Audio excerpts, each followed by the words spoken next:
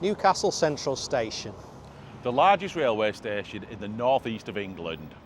It opened 175 years ago in August 1850, designed by architect John Dobson and engineer Robert Stephenson. A legendary duo. Thanks, Andy. We did make a good pair. I meant Dobson and Stephenson, Carl. Oh well, we're going to explore the fascinating history of some things you might not know about Newcastle. Welcome to Station Secrets.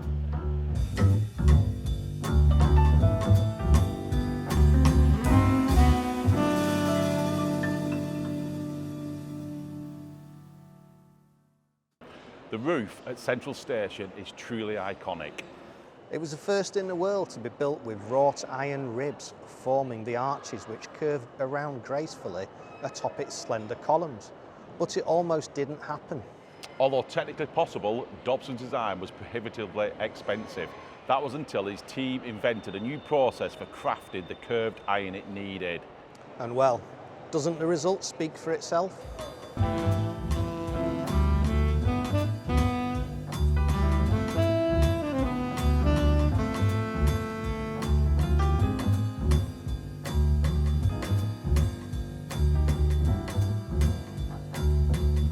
There were originally just 3 arches to the train shed roof, but increased demand on the railway saw the station extended towards the end of the 19th century.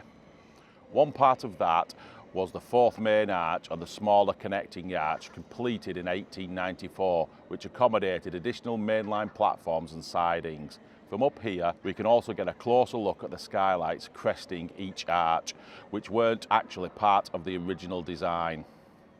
Following a fire in 1961, the wooden slats in a portion of the roof were replaced with a plastic analogue, and the skylights were simplified. They were originally elevated to provide ventilation for steam trains, but that was no longer needed with the advent of diesel-electric locomotives. The roof does still retain its clever original drainage system, which funnels rainwater down through the columns across the station.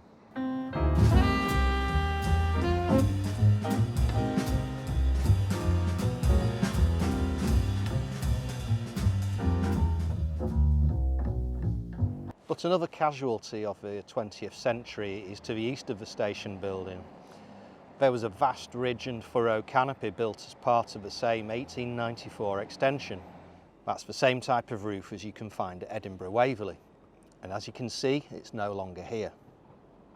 Central Station was built collaboratively as a hub for what were originally separate railway companies, each with their own older terminal stations, which later merged to form the North Eastern Railway. In 1883, with the NER continuing to expand, it acquired more land around the station to enable the planned extension, and a range of bay platforms were built under the new roof specifically to handle local suburban services from 1894. Competition from the electrification of Newcastle's tramways in 1901 pushed the NER to electrify its suburban lines by third rail, and what came to be known as the Tyneside Electrics entered service on these platforms from 1904. At the turn of the century, the station was handling an average of 700 trains per day, sometimes up to 1,000. So why is all that development now part of our car park? By the 1950s, with the railways nationalised and facing the growth of the car in a post-war economy, the roof canopy was cut back and replaced with austere awnings over the mainline platforms, and then the diesel trains were introduced to replace the ageing electrics in the 1960s. Once the Tyne and Weir Metro took over local services in the 1980s, the remaining canopy was demolished, the platform bays filled in and the car park opened.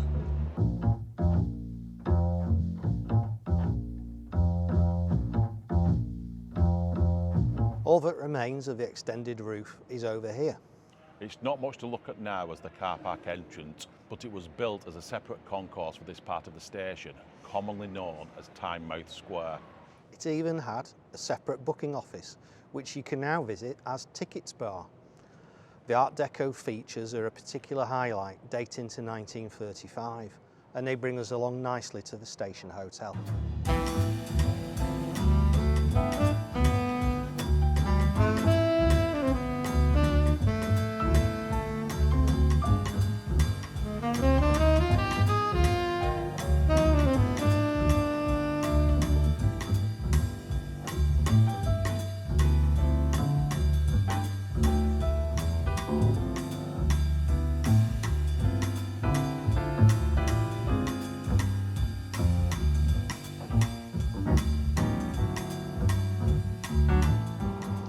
While a separate hotel was part of Dobson's original plans for the station, cost constraints meant that a small number of rooms had to be accommodated within the station building in 1852.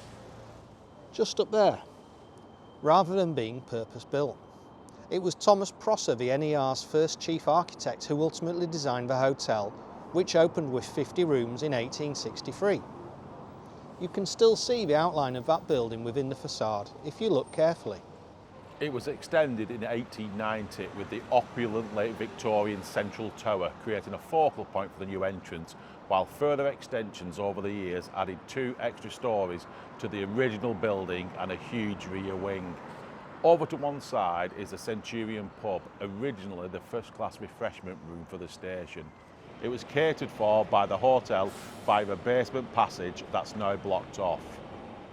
The pub's interior largely dates to 1893, with the walls clad in Bermontoff's faience, a decorative yet hard-wearing ceramic originating in Leeds.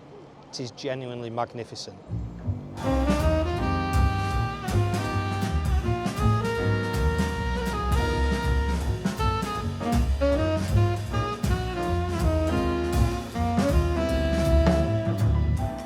You may have noticed these towers on the eastern end of the platforms. If you're really paying attention, you'll see the doors of a disused lift on each of them. Well, where do they go? Right under our feet is a tunnel connecting directly to the Royal Mail Delivery Office behind us on 4th Street. That building was redeveloped in the late 1980s, but the tunnel is a lot older. Let's go down and have a look, shall we? The subway was built by the General Post Office. There were 3 lift shafts, one by the station hotel, one between platforms 1 and 2, and one between platforms 3 and 4. Tunnelling started in 1933 and it took 2 years to complete the works. Mail from Newcastle would be brought directly up onto platforms to be carried across the country by rail. The last mail train ran here in 2003 and the lifts have been dormant since then. This is amazing, isn't it?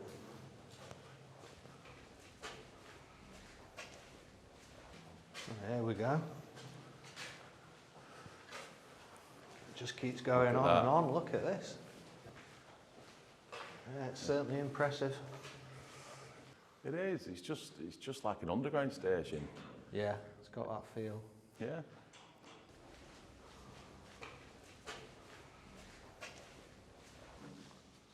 Look at that.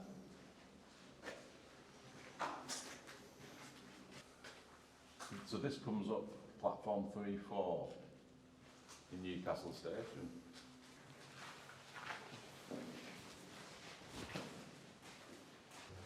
And we're coming up now to platform 2 junction.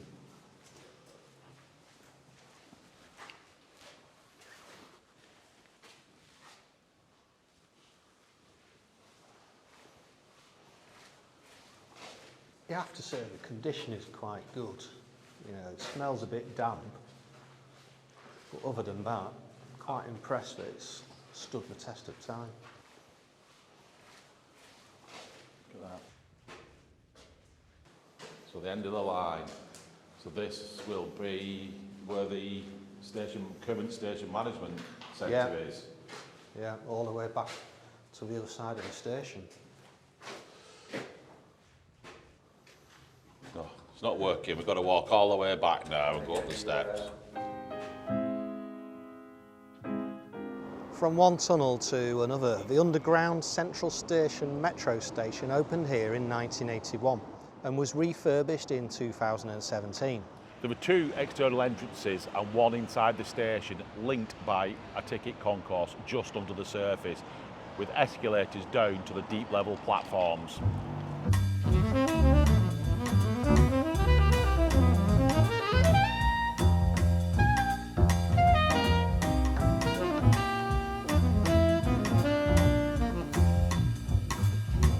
None of that is very secret, but what you might not know is what happened during its construction. Part of the station was completely gutted to create the new internal entrance and lift access, as well as a huge draft relief shaft in the basement. The northeast corner of the portico was also entirely dismantled and rebuilt over 2 years in order to strengthen the foundations. The metro wasn't the only change affecting the portico. We look at it today and can't help being impressed by its grandeur, but the initial plan was for it to be even more grand.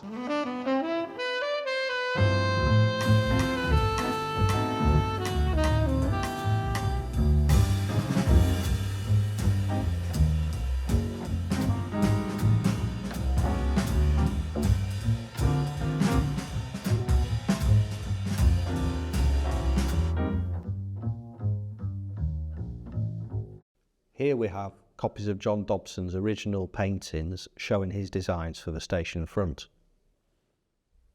You can see that the first iteration had an imposing arcade running the length of the station and a large Italianate clock tower with the central portico featuring much more significant columns, topped with a range of statues. The contrast with the bare earth and the working people in the foreground just serves to highlight Dobson's role in transforming Newcastle into a city of palaces. Of course, we know that financial constraints demanded a reduced scope in the final design. The grand arcade was absorbed into the flat wall and the clock tower greatly simplified, but the portico retained its immense double columns. You can also see the proposed Stephenson monument, which can now be found just up the road from the station. When it came to construction, the portico was left unbuilt in 1850 to save money. It wasn't until 1863, under pressure from the Newcastle Corporation, that it was added to complete the station front to a final design by Thomas Prosser, who you'll recall was also the architect of the station hotel. Prosser would later go on to design the new station at York, which opened in 1877. You can see that the final design was further simplified with basic pilasters, replacing Dobson's planned columns. Originally, it was open to vehicular traffic as a porte cochere, but the refurbishment completed in 2014 enclosed the space with modern glazing.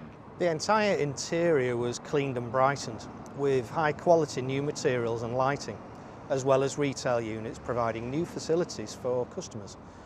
The roof wasn't originally flat either. The portico was built with a trussed pitch roof, but that was removed in 1959.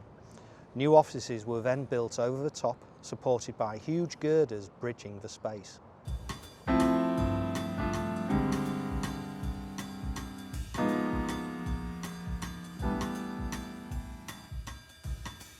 Another change made in 1959 came with the introduction of coloured light signalling.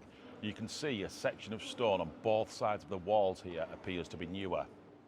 That's because a signal box was built bridging across the gap. At that time, this outside wall had no platforms and was just used for sidings. The new unified signal box replaced 12 separate boxes, which manually controlled the old semaphore signals around the station. It operated until it was closed as part of electrification works on the East Coast Main Line, completed in 1991. The works involved building the present island with 4 new platforms and opening up new portals through the outer wall, as well as extending the footbridge to access them through a new archway designed to look like an original feature. This part of the train shed was completely open at each end until the glazing was added a few years later in 1999. The redundant signal box was also removed and the damage to the walls repaired just in time for the new millennium.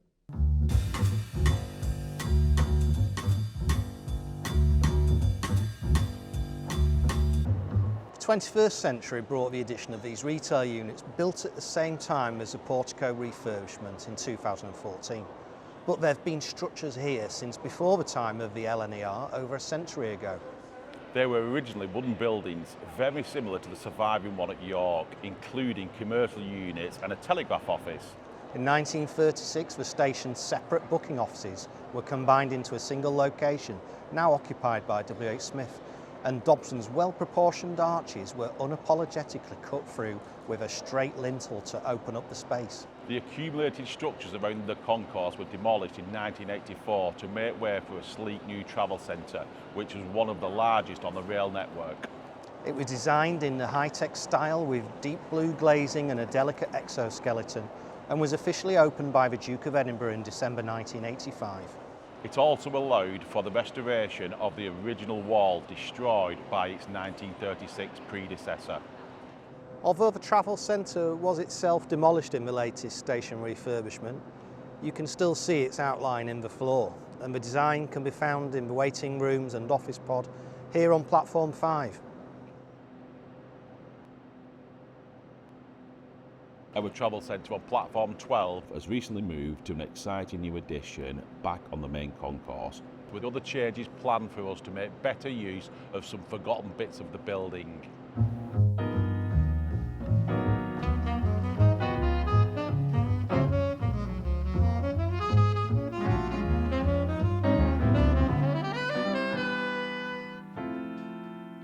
Speaking of changes, there's a lot more to come in the future for this part of the station, known as the West Dock, or formerly as the Horse Dock. The second area of ridge and furrow roof above us was added in 1906 with the opening of the King Edward VII Bridge, enabling an increase in Anglo-Scottish services and another boost to station capacity. Up until that point, trains travelling between London and Edinburgh could only arrive from the east over the high-level bridge. They had to stop and have a new locomotive attached at the opposite end before they could carry on in reverse formation. Over here we're bounded in by the former carriage shed. It was built on a nearby site as Forth Goods Station in 1854, but when it came under the control of the NER, the site was reorganised, with the entire building being dismantled and rebuilt here by 1873. A new frontage was built to join the shed to Neville Street and create a grand entrance for the NER accountants' offices. They were responsible for auditing revenue when adjusted for inflation of nearly £1.5 billion at the company's pre-war peak. At the opposite end of the building is a much more modern addition. We can get a taste of things to come with a new pedestrian entrance which will open up access from the southwest.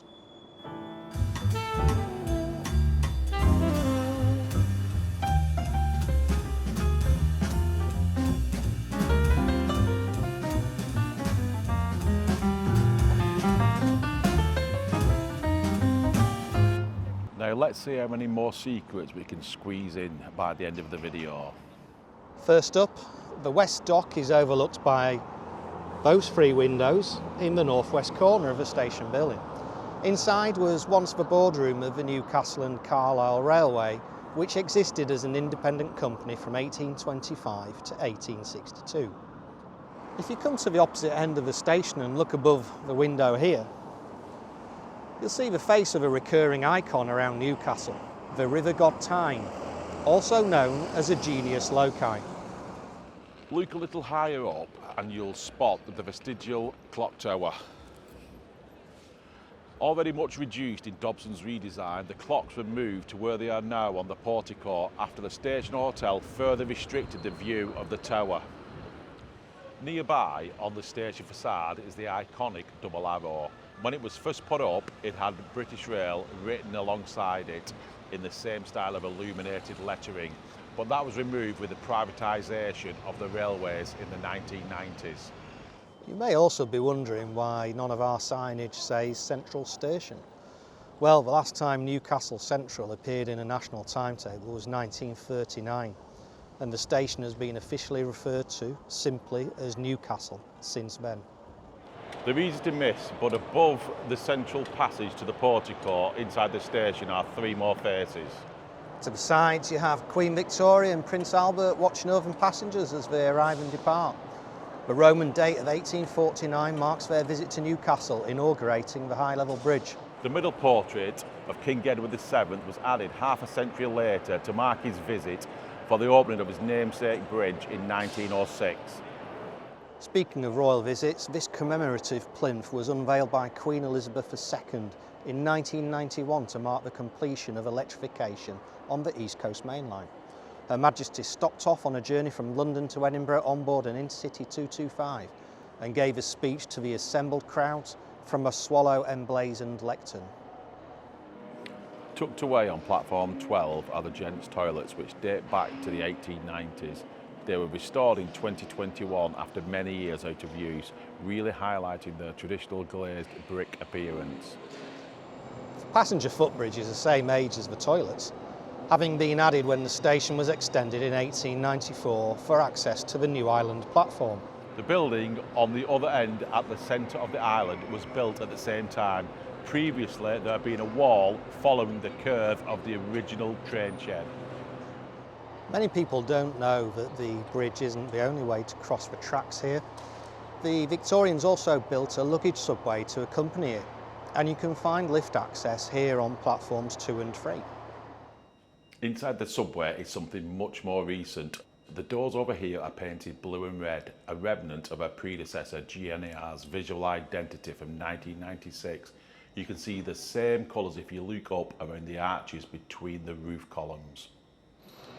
The orb-like lights around the station date to the 1985 refurbishment. The design is quite similar to the gas lamps which were first installed in the station when it opened in 1850. Did you know that just around the corner, Moseley Street became the first road in the world to be lit by electric light? The inventor Joseph Swan successfully demonstrated his incandescent light bulb in February 1879, over 10 months before Thomas Edison's first public demonstration in the United States. Just behind the station you can see one of the remaining sections of Newcastle's old town walls. The walls were built in the 13th and 14th centuries, but unlike York's, which remain intact, they were largely demolished in the 18th and 19th centuries. Also back here is a disused water tower. It was built in 1891 to provide water to steam engines in the sidings behind the station, but has long been abandoned.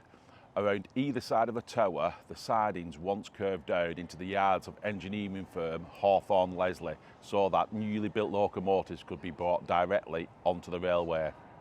It was actually here in Forth Yards that George and Robert Stephenson opened the world's first purpose-built locomotive factory in 1823.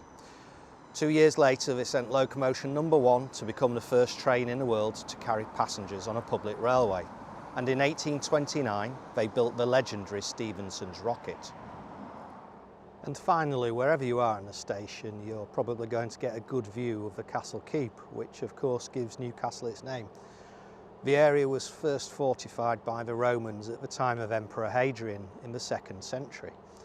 In 1080 a wooden castle was built by the son of William the Conqueror before the present castle was erected a century later under King Henry II. The 19th century saw the Castle Keep restored with the decorative crenellations added on top, but it also saw the railway driven directly through the castle grounds, dividing the keep from the Black Gate immediately to the north. You can see both up close from the train when you're travelling between Newcastle and Edinburgh.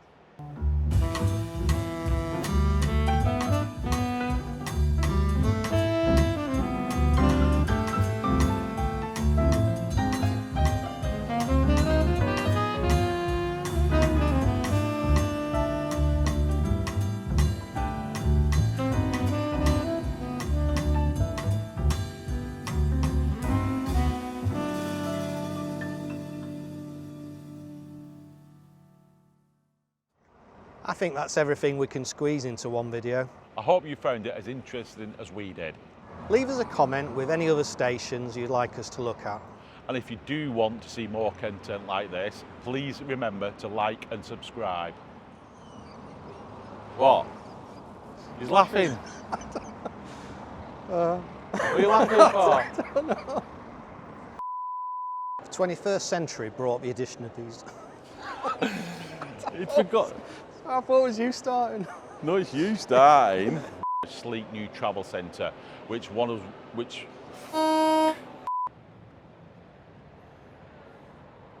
You're not saying it? Charles.